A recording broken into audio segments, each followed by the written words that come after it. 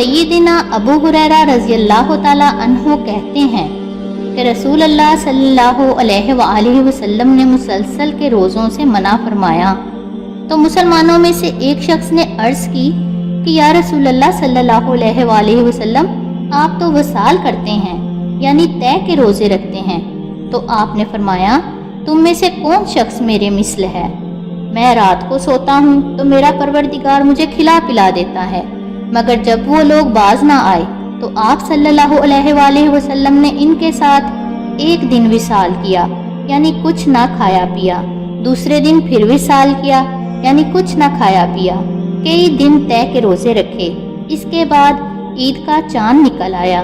आप सल्लल्लाहु अलैहि वसल्लम ने उनके ना मानने पर बतौर खफगी के फरमाया, अगर अभी चांद ना निकलता तो मैं और ज़्यादा रोज़े तुमसे रखवाता।